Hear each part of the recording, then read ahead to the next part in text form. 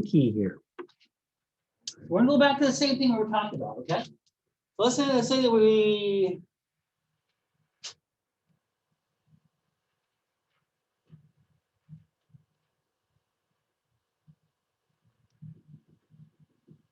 for 2, -2, this was y is equal to square root of x.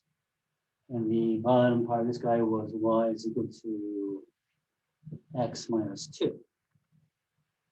Okay, so when we drew our chips or our stacks, it was like this, right? And then we had to go from here to here was different, was a different expression, right? So we had to cut it up that way. Let's say that I got fancy, and instead of drawing it that way, I drew them this way. The stacks are this way. So I'm cutting them this way. I can do that, right? I can do it this way. So the good thing about that is that if I look at from here, it always, this will not change. One is always going to be greater than the other one. There's no need to split the integration up, which is a very good thing. Okay, now the problem is, so when you do this, what is your width? It's no longer dx. It is what? Can you see that it's delta y now? Right? So each little strip is going to be delta y. So now we have to change the functions to be expressed in x's instead of y.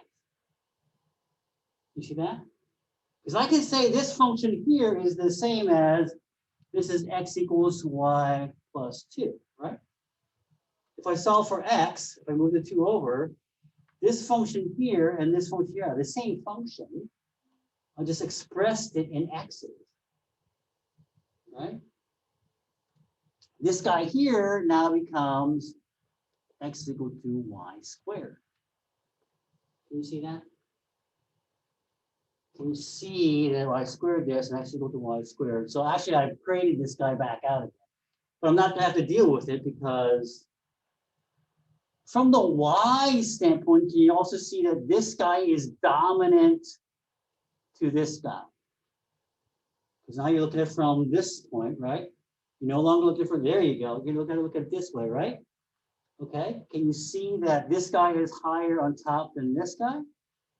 So you're going to go this guy, y plus 2, subtract y squared, and that's going to be your height. Then you're going to have to do the dy, that's delta y.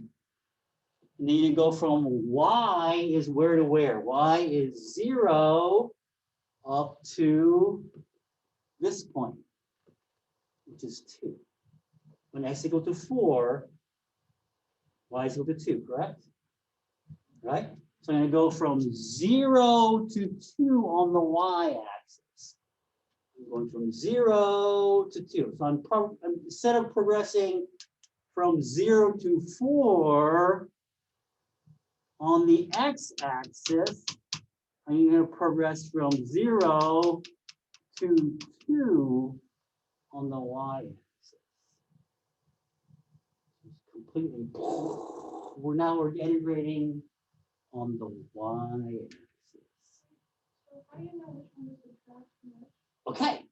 Oh, okay. So if you're looking from the y standpoint, right? Low to high, right? Low to high, right? So this is, yeah. Okay. All right. The true way is that you have to flop this and look at it. If you flop it along y is equal to x, right, you can see that it would go this way, and this would go up, and so it would be from 0 to 2. Obviously, you should be able to kind of eyeball it and kind of think of it that way, this way too. Okay? Not easy. Okay? But the benefit of being able to do this is I can finish in one fell swoop. So now I can go, okay, if you do the integration, I get 1/2 y squared plus 2y minus 1/3 y cubed. Integrate this from 0 to 2. Actually, so it becomes really simple, right? I just put the 2 in there. I get 2 plus 4 minus 3/8. And at 0, everything's 0. So 6, so it's going to be 6 minus 3 over 8. 3 over 18 minus 10, so it's going to be 10 over 3. See how simple that was compared to what we did before, where we had the root x, and we had to deal this and do all that stuff, right? Okay, it just immediately comes out with 3. This is integrating across the y-axis, where everything we've done before, everything we've learned was always across the x-axis. So that's what it says. It said integrating with respect to y. We are integrating with respect to y, and we did basically example number 5. Okay. So if you look at the top of page 401, that's where this guy came from. And we just went ahead and did it. Okay. So again, the question is, how do I make the decision? Why am I doing integrating with respect to y instead of x? And really the crux of everything was that because I did not have to split out the integration, right? Because the functions were always the same. The way that you can notate the functions were all the same. So if you go to page number 401, example 6, it says making the choice. Find the area of the region enclosed by the graphs of that. Not even gonna, so we have y is equal to x cubed, is it? And x is equal to y squared minus 2. Example number 6, I'm trying to find the area between these two curves.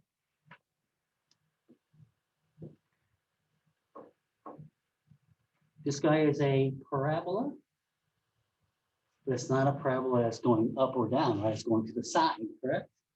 Because it's x is equal to y squared, right? When y is equal to 0, x is equal to 2. When y is equal to 0, x is equal to 2. So it goes through this point, right? When x is equal to 0, y is going to be equal to plus or minus -2. I mean, plus or minus, not -2, plus or minus √2, correct? When x is equal to 0, I put 0 here. So those are these 2 points right here. So it must look like this. Okay. I'm just quickly showing you how I would decide to draw this graph. Okay. This is going to be what? This is going to look like this. Okay. So what are we looking for? We're looking for this guy here.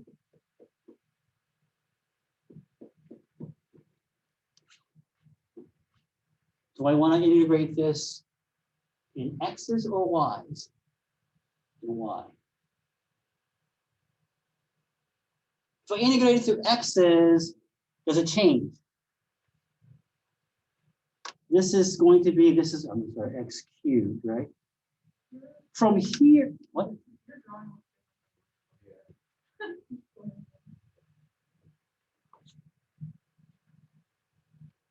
Oops. I think it's because when y would be 0, x would be -2. Oh, -2, correct, -2, right? Oh, -2, okay. Speak up. Okay, right, so it's gonna look like this, not this, and not this. So between this guy and this guy, I'm looking for this then, right? This is the area that I'm looking for, right? In those two. Okay. So if we do x, from here to here, I'm okay, but I have to change here. From here to here to here, they're all the same. So there's a 1 point right here where it changes, correct? Right? But if we do y's, so we do like this guy here is always going to be dominant compared to this guy. All right, so this is definitely one that I want to do a dy on, right?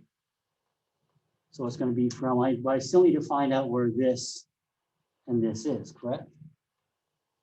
Right? And we have to put these equal to each other, so you'd have to solve this guy. If I substitute this guy in here, right? Doesn't look easy. So I'm not going to do it, right? So I would just need to at this point, right? You would have to draw this on your calculator, trace to find the y values, right? You have to trace to find the y values, and then nint it. So you're going to nint. It's going to be this guy, x cubed minus this guy.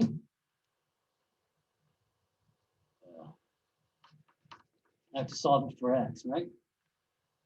So that's going to be equal to cube root of y is equal to x. So cube root of y minus this guy, y squared plus 2 now. This is your function. And I'm going for whatever this guy is to this guy. Okay. And if you trace those, where does it say? -1 and 1.793. Y -1 to 1.793. Right? That's what you have to do. You understand where this came from? I just solved y is equal to x cubed, and I solved it for x, right? Because this is that function right here. So this function is actually that guy. Because this guy's going to be on top, this guy's going to be on the bottom, right? On every single one of them, it's still going to be the same. This guy is always going to be top. This guy here is always going to be on the top compared to that. Okay. So if you go ahead and do that, you get 4.214.